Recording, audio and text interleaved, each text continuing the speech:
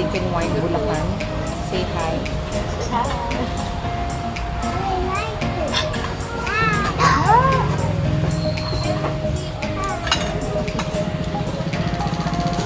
Na-try namin ngayon yung Unli steak and wine. for how much? So, meron ka, ano yung mga choices natin? So, may mga choices kasi sila dito. Ribs, pork ribs, Salisbury steak. Ano ba isa? Ano siya? Porterhouse? Porterhouse. Tapos, kasamang side dish.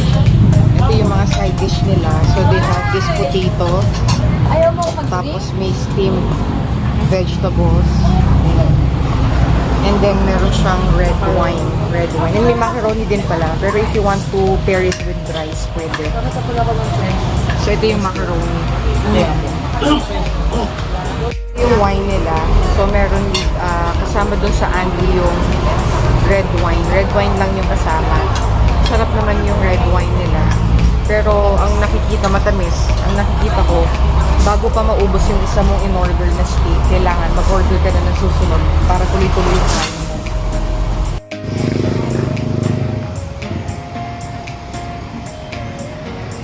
Berry steak nila. Yung next order ko. Kebab nila. So, beef kebab. Isa doon sa choices sa unlimited.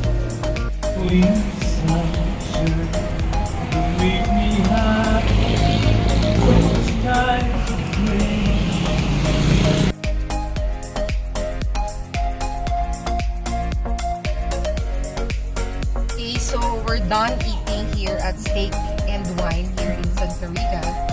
So, we're gonna have our quick review kung ano ba yung natikman namin. So, ano yung mga yon, Madam Elaine?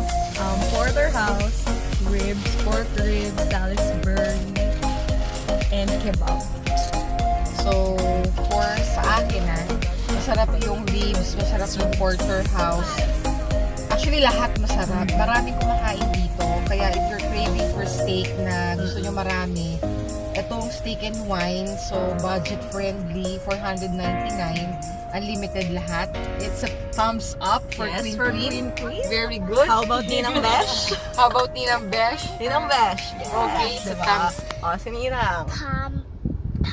Thumbs up or... Very good. So we're gonna go home na. Yes. Kasi it's already 9 o'clock in the evening. Yes. So ang review ito yung flashlight namin. Diba ito? Or may ilaw? Para may ilaw kasi sa loob ng Medyo madilim kotse.